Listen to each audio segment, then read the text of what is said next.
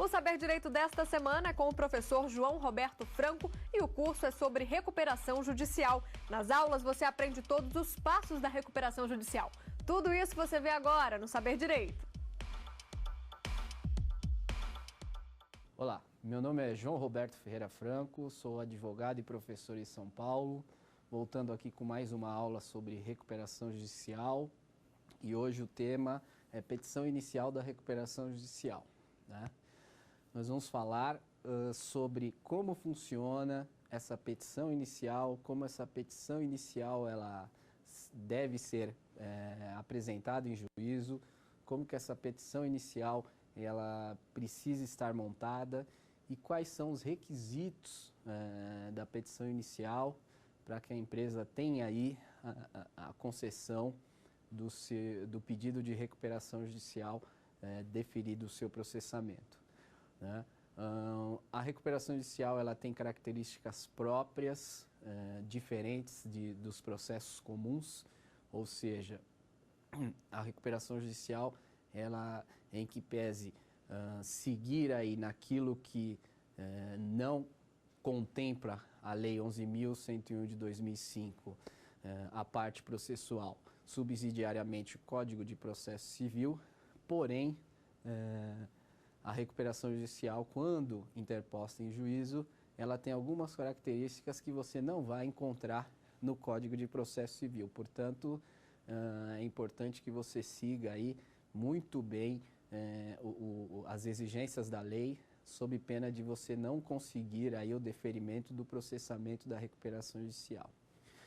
Mas o que é importante dizer é que o pedido de recuperação judicial, ele tem uma característica própria, né? Ele tem uma característica individualizada. Diferente de um processo comum, que você apresenta uma petição em juízo e esse juiz ele verifica os requisitos processuais para o processamento do processo, na recuperação judicial, não só os requisitos processuais precisam estar presentes, como também os requisitos do próprio processo de recuperação judicial, que aí você encontra na lei de recuperação judicial. Ou seja, além daqueles requisitos previstos do Código de Processo Civil, partes, qualificação, né, pedido, fundamentos, direito, né, e o breve histórico da situação do processo, você precisa também de outros requisitos materiais e processuais presentes aí na Lei de Recuperação Judicial. É uma petição que segue, em primeiro momento, o Código de Processo Civil, em um primeiro momento, os requisitos previstos no Código de Processo Civil, eles precisam estar atendidos. O Código novo de Processo Civil, ele, na verdade, amplia os requisitos do Código anterior, então é muito importante a observância desses requisitos, senão a petição ela pode ser indeferida. O primeiro passo é analisar os pressupostos presentes na empresa para saber se o empresário e a empresa têm o direito de requerer a recuperação judicial. Esses pressupostos eles estão no artigo 48 da Lei 11.101 de 2005, que é a Lei de Recuperação Judicial. O primeiro requisito, antes da propositura da recuperação judicial em si, é que o empresário tem que estar no exercício regular da atividade empresarial há mais de 2 anos. O que significa isso? Significa que a empresa, naquele momento do pedido de recuperação judicial, aquele momento que ela pede aí um auxílio jurídico para sair da sua situação de crise econômica financeira, ela precisa estar na mesma atividade, né? Na mesma atividade, no mínimo 2 anos. Ou seja, se a empresa mudou de atividade num período inferior aos 2 anos que é pedido na lei, o que vai acontecer? Vai acontecer que essa empresa, essa petição será indeferida pelo juízo e o processamento da recuperação judicial será indeferido. Ou seja, a petição inicial ela tem um fundamento para o juízo de análise de pressupostos implícitos e explícitos, ou seja, pressupostos da atividade econômica e pressupostos processuais do processo. Esses pressupostos que eu estou dizendo agora é um pressuposto da atividade econômica, que a empresa tem que estar na mesma atividade. Então, se a empresa é uma empresa que fabrica automóveis, ela tem que estar fabricando automóveis nos últimos 2 anos. Se é uma empresa que é uma padaria, ela tem que ter sido uma padaria nos últimos 2 anos. O que não dá é para a empresa ter sido um mercado durante o último ano e no ano anterior ter sido uma padaria. A atividade econômica, o exercício da atividade econômica e do negócio da empresa tem que ser o mesmo num período anterior à propositura da petição inicial de recuperação judicial de no mínimo 2 anos. Então eu vou propor a recuperação judicial hoje, eu conto 2 anos para trás e tenho que verificar se a empresa encontra-se na mesma atividade. Aí depois a gente vai ver daqui a pouco quais documentos que comprovam esses pressupostos aí que precisam ser atendidos para a propositura da recuperação judicial. Outro pressuposto é de que o empresário não pode ter sido um falido anterior. O que significa isso? Significa o seguinte, como o processo de falência ele é longo e demorado, o empresário ele se mantém na condição de falido durante esse período da falência. Então, o empresário se mantém na condição de falido durante o período da falência que dura o tempo do processo, né? Então, isso é um problema para os empresários, tendo em vista que o processo de falência é longo e demorado. Se o empresário encontra-se nessa condição de falido, ele não tem o direito a pedir a recuperação judicial de uma outra empresa, né? Você vai me perguntar, mas se ele é falido, como que ele vai pedir recuperação judicial? Porque, às vezes, a falência atinge uma das empresas e que esse empresário possui. Então, o empresário possui 5 empresas, uma empresa faliu. Esse processo de falência, ele vai correr nesta empresa, enquanto as outras 4 empresas, elas vão ter sua atividade normal. Vamos dizer que uma dessas empresas, das outras 4 empresas da qual ele é sócio, necessite de uma recuperação judicial. Esta empresa não poderá ter esse pedido atendido, tendo em vista que o empresário que está como sócio na falência também será sócio dessa empresa com o pedido de recuperação judicial. Nesses casos, o importante, se isso acontecer, é que haja aí, por parte da empresa, a saída desse empresário do quadro societário para que essa empresa possa fazer o pedido de recuperação judicial. Sem a saída do empresário do quadro societário, o pedido de recuperação judicial vai ser indeferido, ou seja, não vai haver o processamento da recuperação judicial, o que é muito ruim, porque às vezes, a empresa não, como eu disse, a empresa não é empresário e às vezes a atividade empresarial tem chance de se recuperar e por conta do empresário estar numa condição de falido, ele não tem direito à recuperação judicial e acaba prejudicando os outros sócios nas outras empresas ou essa outra empresa, né? Aí você também pode dizer o seguinte, mas nunca um falido vai poder pedir recuperação judicial? Não, sim, ele vai poder pedir recuperação judicial a partir do momento que as obrigações dessa falência anterior da qual ele passou estejam extintas, ou seja, o processo de falência tenha terminado. Nessa condição, obviamente, o empresário tem o direito, através da empresa, de fazer um pedido de recuperação judicial, obviamente, volto a dizer e quero deixar claro, em outra empresa, né? Porque a empresa falida, ela não tem condições de pedir recuperação judicial de maneira nenhuma, porque ela já é falida, né?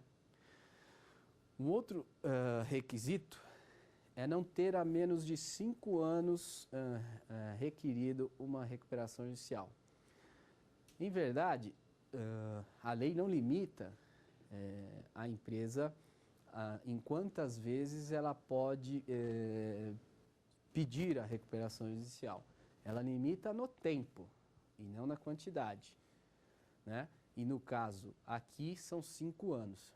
Então vamos dizer que eu tive um processo de recuperação judicial na minha empresa há alguns anos atrás e hoje eu preciso novamente de requerer em juízo um pedido de recuperação judicial. Eu tenho que observar, dentro da última recuperação judicial que eu tive deferida, o período de 5 anos do trânsito em julgado dessa recuperação judicial. Então, o processo de recuperação judicial ele tem um tempo.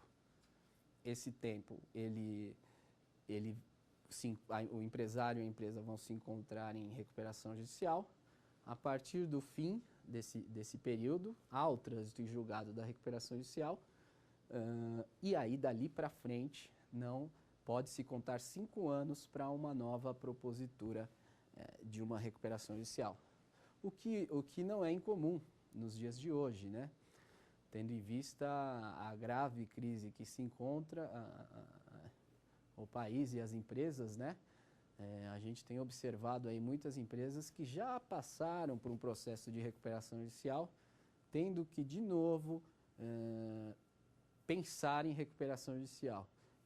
Muitas empresas também que já passaram pelo antigo processo de concordata, hoje, de novo, pensam em novos pedidos, em um pedido novo de recuperação judicial. Porque, como dito, a recuperação judicial é a melhor forma de você resolver uma situação de crise econômica financeira. Então, observando-se esse prazo de 5 anos, o empresário pode requerer uma nova recuperação judicial do trânsito julgado daquela anterior que lhe foi concedida, né? É muito importante observar isso, senão, de novo, a petição inicial vai ser indeferida.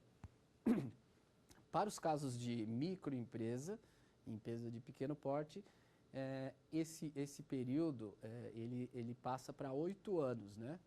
Então, uma microempresa, empresa de pequeno porte, ela precisa de 8 anos do trânsito em julgado, do primeiro pedido de recuperação judicial, para requerer um novo pedido de recuperação judicial. O que é interessante é que a lei hoje tem 10 anos, né? Então, poucas micro e pequenas empresas já passaram por um processo de recuperação judicial. Então, ainda não se encontra no judiciário nenhuma empresa, micro e pequena empresa, pela segunda vez requerendo um processo de recuperação judicial, né? E hoje se vê mais em empresas médias e grandes empresas que já passaram por problemas financeiros, tendo que requerer aí um novo auxílio através da recuperação judicial. Então, recapitulando, né? Para a micro e pequena empresa, 8 anos e para as demais, 5 anos, né? E uma muito importante também, um outro requisito, e esse requisito aí, ele é um requisito que aí pecha o empresário para sempre, né? Porque a lei ela não tem brecha nesse sentido, que é a questão de um empresário não ter sido condenado numa falência. A falência, ela tem um viés condenatório, ela tem um viés onde não só se busca a reunião da massa de credores e da massa de ativos para pagamento desses credores, como também ela tem um viés de buscar, dentro do seu procedimento, se o empresário cometeu alguma fraude, algum crime, que são os chamados crimes falimentares, né? Então, dentro de um processo de falência, uma das obrigações do administrador é ele verificar dentro da documentação e do histórico da empresa se houve má gestão, se houve infração legal, infração ao estatuto, infração ao contrato social pelo empresário que leva a empresa à falência.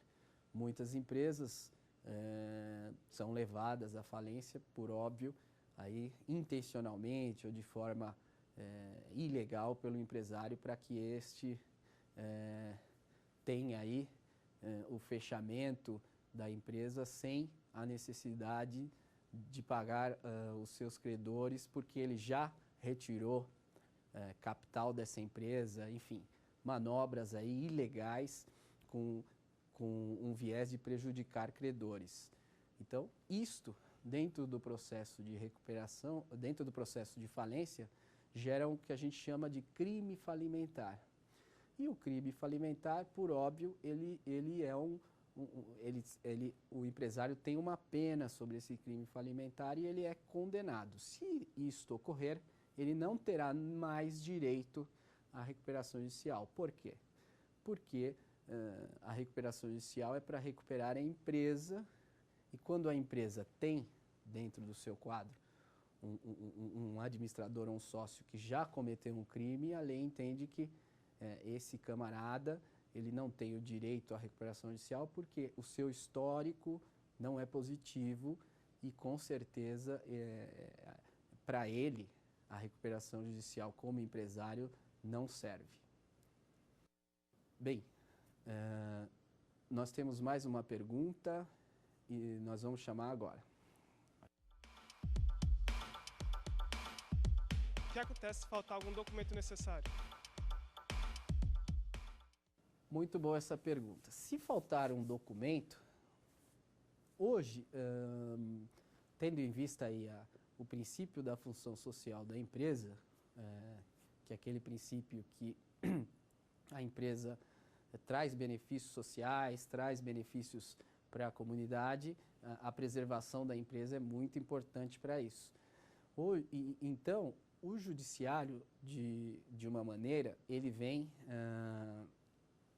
pedindo ou dando oportunidade para que se apresente algum documento faltante. Então, vamos dizer que eu entrei com a petição inicial e naquele momento eu esqueci um ou outro documento ou a comprovação de um ou outro requisito. Não haverá o indeferimento imediato do juiz da petição inicial. Provavelmente, na grande maioria, ele dará um despacho, uma ordem dizendo, olha, faltou aquele documento, providencie num prazo aí de 5 dias.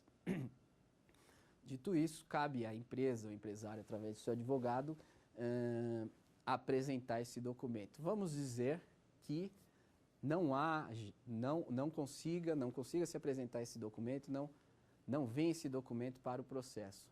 O juiz não terá outra alternativa senão indeferir o pedido de recuperação judicial.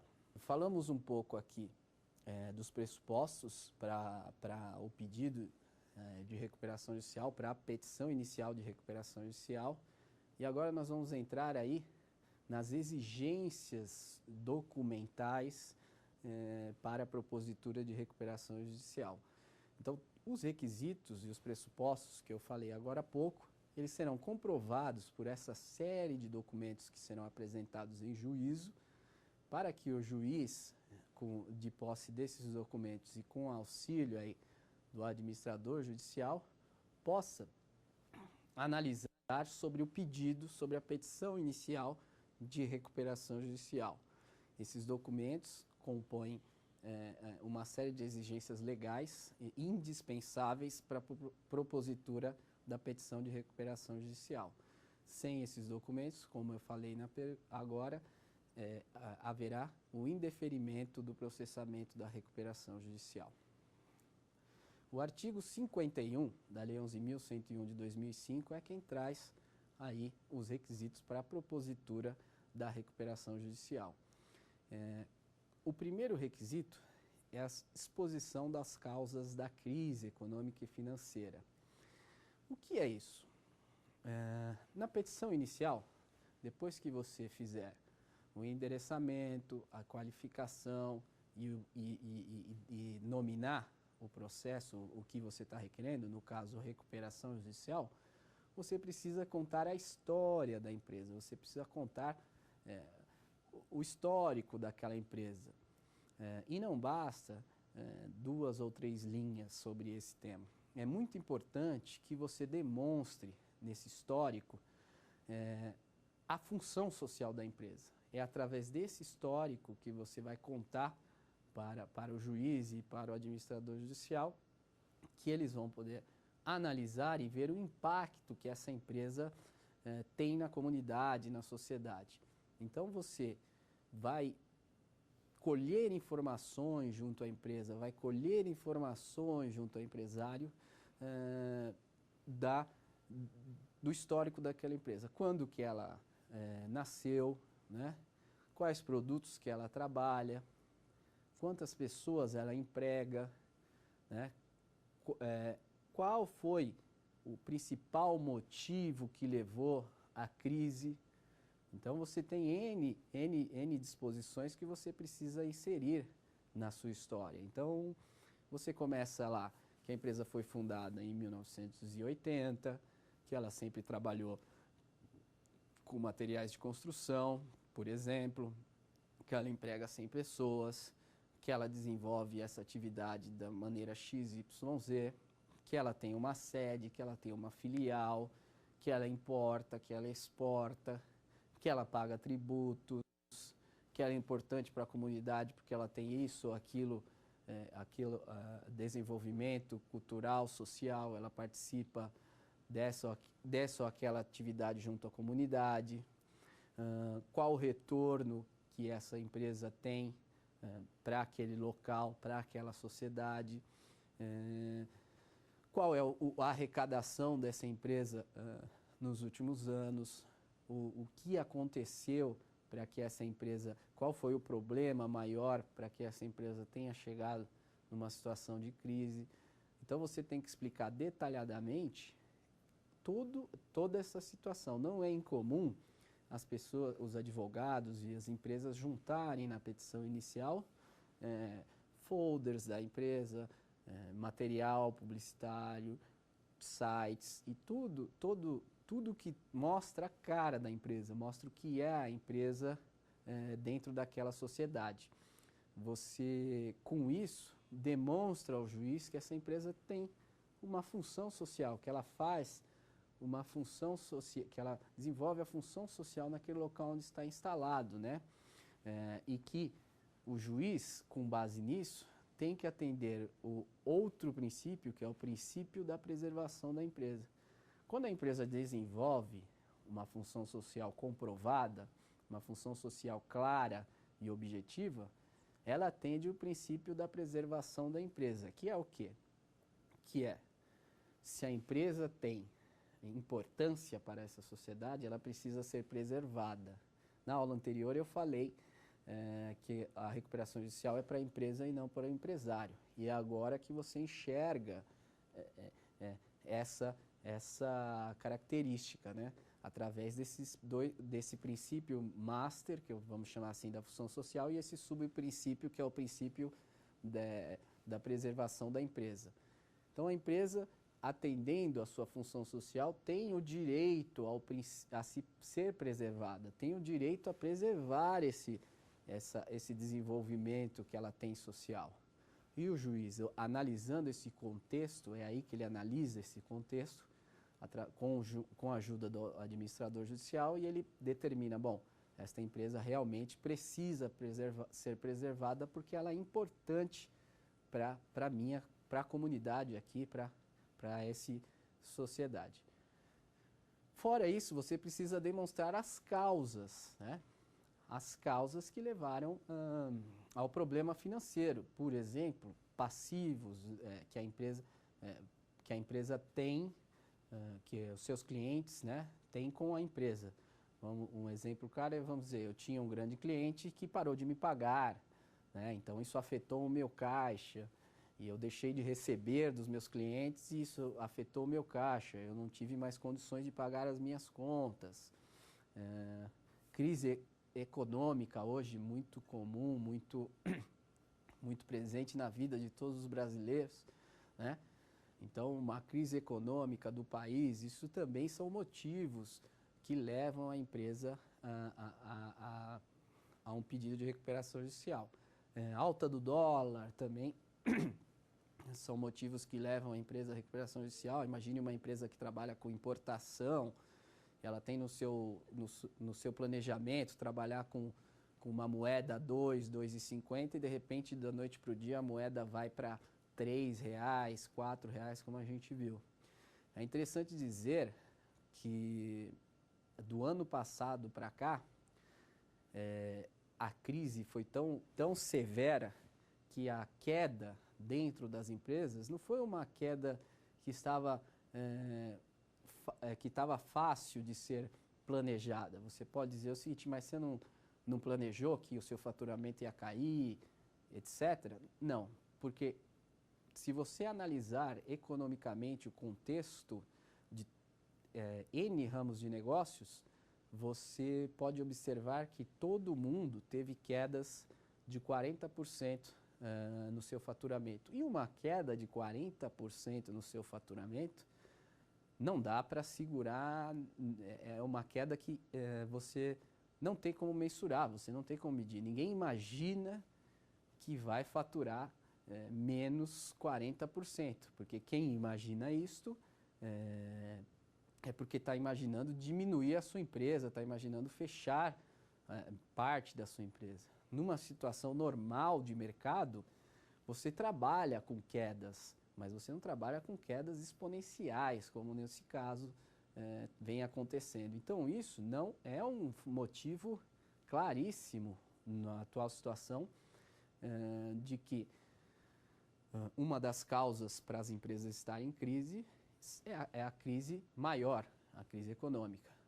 Numa situação normal, você tem as crises pontuais na empresa ou de mercado mais pontual. Hoje em dia, não. Hoje em dia, a crise é generalizada e está em todos os setores. Então, não só crises pontuais da empresa você pode nominar como motivo para os problemas financeiros e o motivo para o pedido de recuperação judicial, mas também as crises que passam aí a sociedade ou o país, né? E são motivos, sem dúvida nenhuma, para você nominar os fundamentos do pedido de recuperação judicial, né? Só um dado que saiu aí no começo neste ano, sobre um determinado ramo de negócios, né? Que também esse ramo a gente vê hoje muitas empresas pedindo recuperação judicial, é o ramo imobiliário, né? O ramo imobiliário ele tem hoje uma devolução de imóveis em torno de 41%. Então, ou seja, uma empresa, uma construtora, uma incorporadora que fez o teu planejamento de vender X unidades, né? Construiu aquelas unidades imobiliárias e depois de pronta, essas unidades são devolvidas ao percentual de 41%. Nenhuma empresa aguenta, né? Nenhuma empresa tem condições de se manter por si só dessa maneira, porque você já teve o seu gasto, você já teve toda a sua estrutura, o produto está pronto, só que você não consegue vender porque 41% te devolve ou não compra esse produto. Então, esses são os fundamentos que você deve colocar na petição inicial ali, depois da qualificação, né, nos fatos ali, você tem que colocar primeiro, o histórico da empresa, né, quem é aquela empresa, o que ela faz e qual o impacto social, para atender a função social e ter aí o princípio da preservação da empresa evidenciado. E em segundo ponto, você tem que demonstrar para o processo os motivos que levaram à crise. Muito bem, isto é muito importante, os motivos que levaram à crise, porque, veja, o processo de recuperação judicial ele envolve N partes, né? Envolve o Estado, na figura do juiz, o administrador judicial, e por sem dúvida nenhuma, os seus credores, né? Os credores também terão acesso a essas informações, também terão acesso ao que é a empresa e esses motivos que levaram à crise. Então, se você não fundamentar bem e não explicar bem esses motivos que levaram à crise, pode ser que os credores, que lá na frente a gente vai ver é a peça-chave da recuperação judicial, eles podem ver e entender que essa empresa, ela não... Aqui a crise não é pontual, é uma crise que tem a ver com o empresário, é uma crise que tem a ver com XYZ, essa empresa não tem jeito mesmo. E aí esse impacto é muito ruim para o processo. Então é muito importante que você, ao fazer aí a exposição de motivos e da empresa, você pontue exatamente a realidade dos fatos que levam ao pedido de recuperação judicial. Bom, o segundo requisito do artigo 51 é a demonstração dos resultados dos últimos 3 anos, né? Então, os balanços dos últimos 3 anos da empresa e também o balanço especial. O que é isso? O balanço dos últimos 3 anos é o fechamento, né, da empresa via contábil, né? Esse balanço ele é contábil, é um balanço que é feito por um contador, é um documento que segue as regras de contabilidade, né? E aí a gente encara um problema. Acredito por experiência que nem o mais hábil contador consegue, assim como o advogado também, não consegue conhecer de todas as normas contábeis existentes e todas as normas contábeis que existem. E isso, muitas vezes, pode ser que a contabilidade não espelhe muito a realidade. Até porque, assim como o advogado, o contador depende das informações do cliente. Então, se essas informações não são passadas, óbvio que a contabilidade ela não vai estar em acordo com as normas legais. E, para a empresa, isso é péssimo. Por quê? Porque a contabilidade é o único documento hábil, ou os documentos hábeis, a você fazer prova em um processo judicial. A contabilidade é a vida da empresa, é aquilo que a empresa tem e durante o tempo ela gastou, recebeu e pagou, né? E isso serve para demonstrar se não foram pagos os impostos, serve para demonstrar se estão se sonegando informações contábeis, serve para demonstrar uma série de fatores.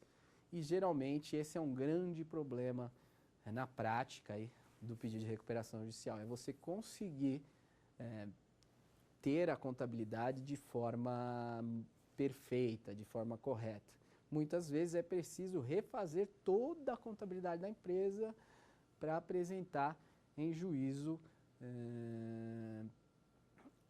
no momento do pedido de recuperação judicial. Eu vou interromper um pouquinho que nós temos uma pergunta.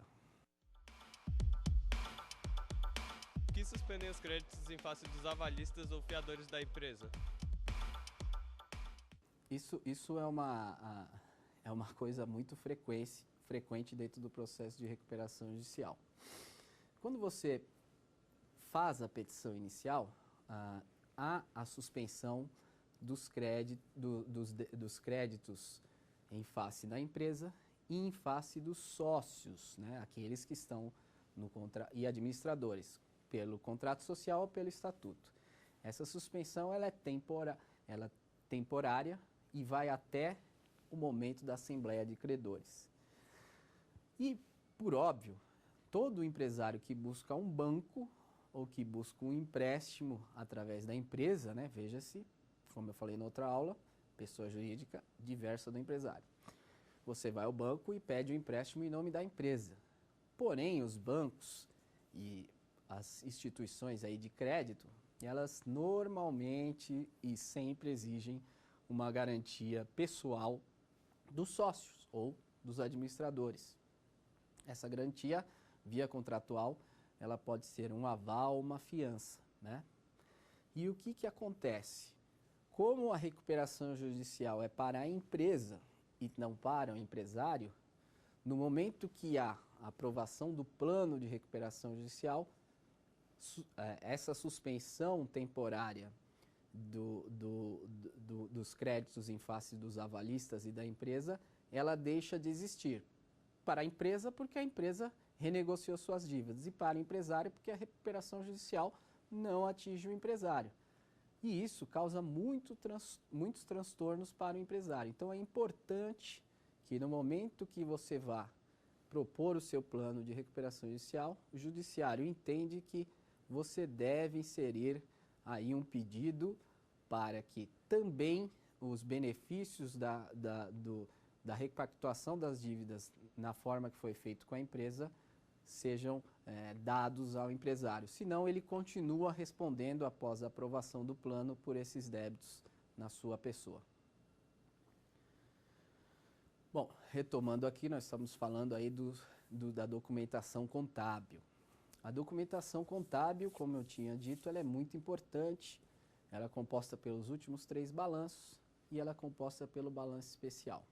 Os 3 balanços são as informações da empresa e da verdade dessa empresa, o histórico, a vida dessa empresa, e que não muda nada na nossa vida pessoal, né? Você tem ali o seu rendimento, os seus gastos e tudo que você tem que pagar, você tem ali o seu controle pessoal. Na empresa não é diferente, só que a empresa tem que apresentar uma contabilidade, é um documento obrigatório da empresa esta contabilidade.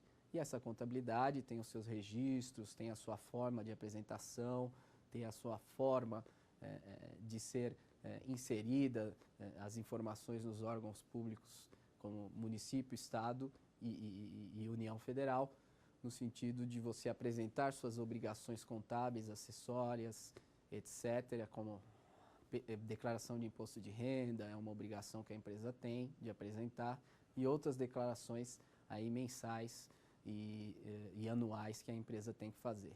Uma das anuais é o balanço, que é fechado no calendário brasileiro. O calendário fiscal brasileiro, ele inicia no dia 1º e termina no dia de janeiro e termina no dia 31 de dezembro. Então, o balanço é o reflexo de todo esse andamento da empresa, de todo o histórico da empresa durante esse ano, e ele se fecha o balanço e se demonstra o resultado naquele ano. E assim sucessivamente nos anos seguintes. A lei exige os últimos 3 fechados, né? Então, se nós estamos falando deste ano, então seriam o ano de 2015, 14 e 2013, fechado nos termos da lei, nos termos que a legislação contábil exige.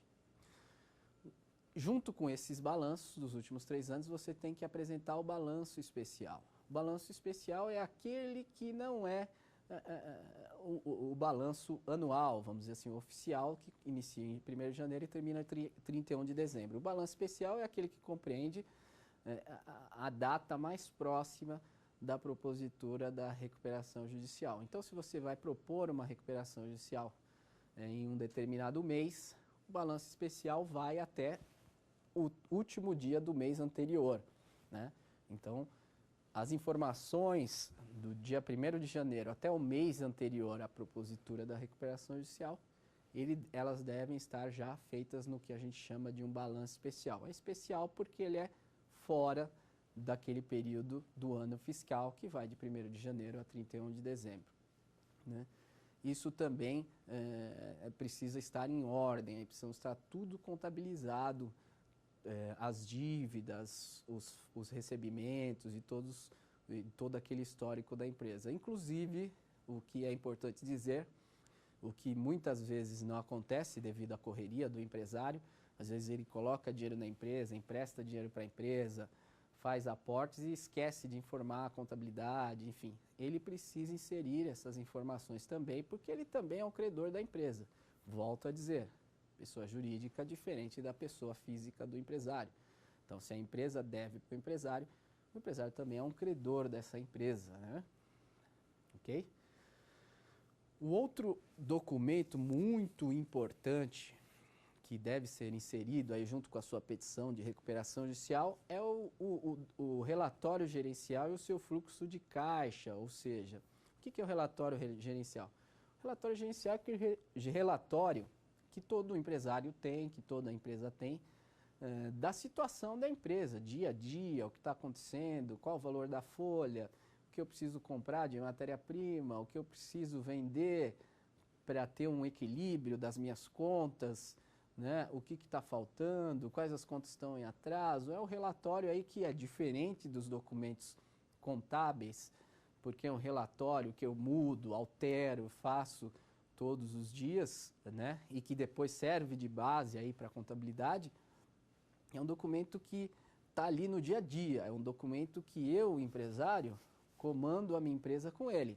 Então hoje meu caixa iniciou com X, tem uma previsão de pagar Y, ao final do dia eu vou ter Z, e ali hoje eu não paguei isso, amanhã eu não paguei aquilo, vou atrasar, recebi de um cliente antecipado, enfim, tudo isso vai para o relatório gerencial, que é muito importante. Nenhuma empresa sobrevive se você não tem aí, se o empresário não tem um relatório gerencial, né? Se o empresário não tem aí o controle da sua empresa, se ele não consegue aí através de documentos e de relatórios saber a situação real da empresa. Então é muito importante esse relatório gerencial. E o fluxo de caixa. Não tenha dúvida que o fluxo de caixa é mais um documento para planejamento do que outra coisa. Quando você apresenta o seu pedido de recuperação judicial, a sua petição inicial, você tem que apresentar um fluxo de caixa projetado.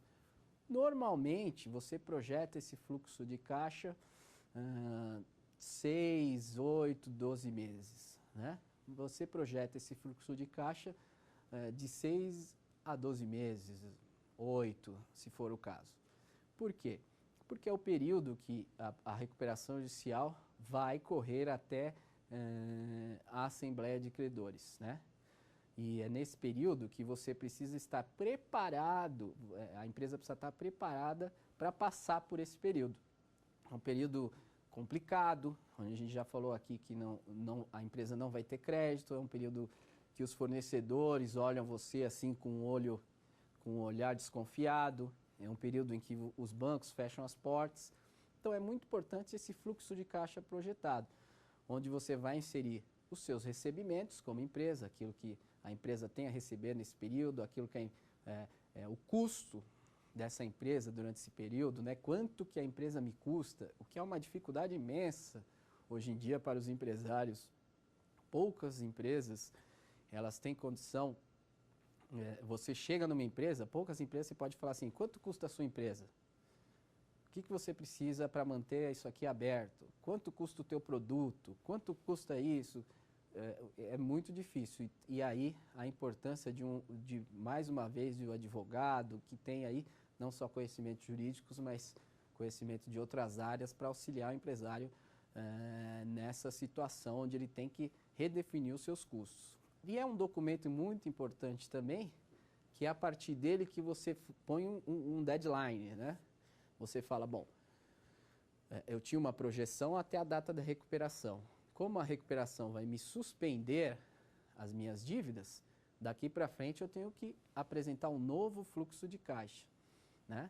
E isso é muito interessante, é muito importante para o empresário.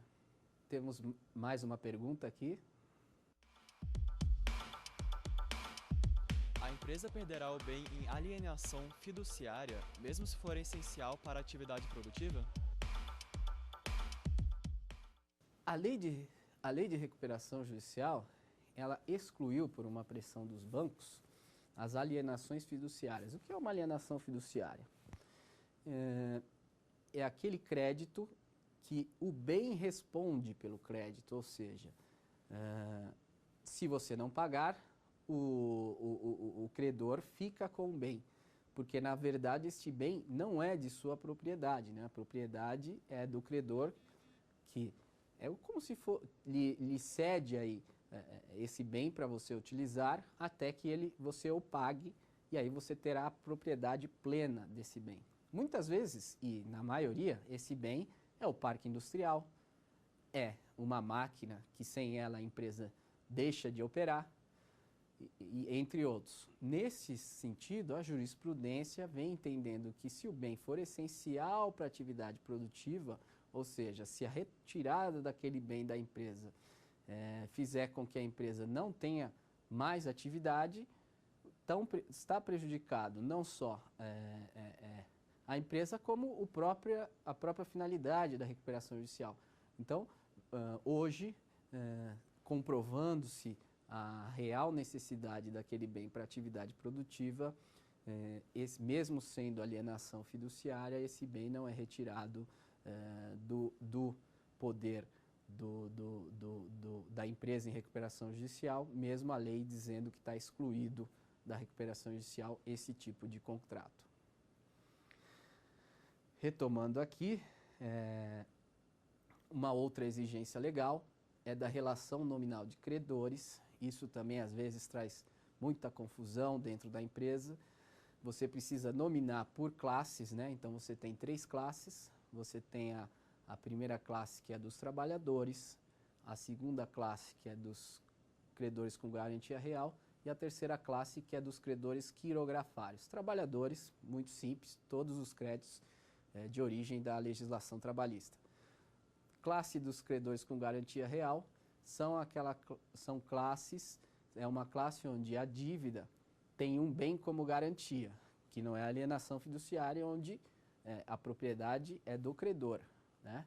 Aqui a garantia é outra, é um veículo, um imóvel que você foi lá, fez um contrato de empréstimo e o banco, você tem uma garantia, a propriedade já era sua e você deu aquele bem como garantia daquele crédito. Estas são as 3 classes. E você precisa nominar com endereço, com CNPJ, com o valor do crédito atualizado e também dizer a origem desse crédito, qual a finalidade e também indicar na contabilidade onde esse crédito está inserido. Então, aquele crédito que o sócio, por exemplo, emprestou dinheiro da empresa, vai estar nominado aqui e vai ir para quirografário, e esse crédito tem que estar lá na contabilidade. Então é muito simples, aquilo que não for trabalhista, que não tiver garantia, é o quirografário. Então essas são as 3 classes que você precisa nominar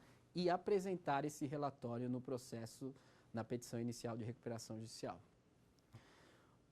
Outra exigência é a relação de empregados e suas funções. Isso é tranquilo, você precisa colocar quais são os empregados, aqueles que vão continuar na empresa após o pedido de recuperação judicial, suas funções, cargos e salários.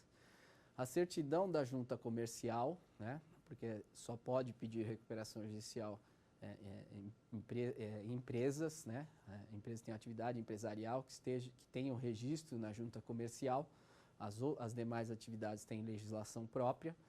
Então, você precisa da certidão da junta comercial, que é aquela que a gente chama de breve relato, onde você entra com o CNPJ, sai lá da empresa, quem são os sócios, a data de fundação da empresa e todo o histórico aí de alterações contratuais ou estatutárias, né? Você precisa da relação de bens dos sócios ou administradores, aí imposto de renda já é suficiente dos sócios ou administradores da empresa, tá?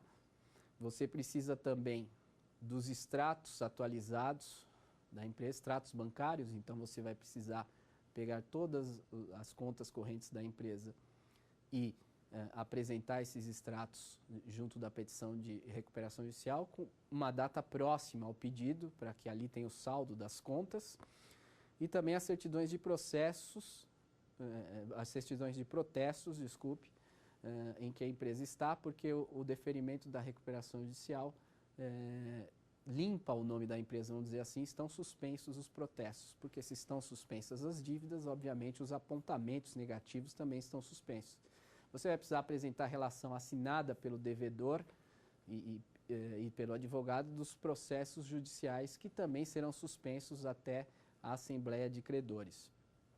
O juiz vai receber essa petição e, se ele deferir o processamento, estando atendidos esses requisitos e essa documentação, ele defere o processamento da recuperação judicial. Então, o processo vai seguir até a Assembleia de Credores, onde se definirá ou não se a empresa terá concedido a recuperação judicial, ou ele vai indeferir, né?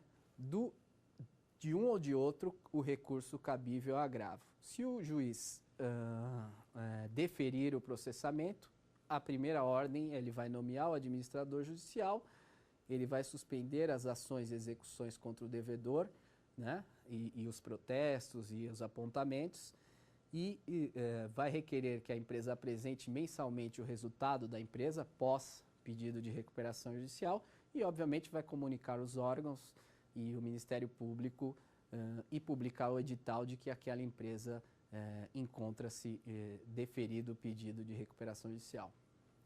Então, esse é o que os requisitos para a petição inicial da recuperação judicial. Eu agradeço, até o próximo programa, que a gente vai falar de plano de recuperação judicial. Se você ficou com dúvidas sobre o assunto, mande um e-mail para a gente, é saberdireito@stf.jus.br.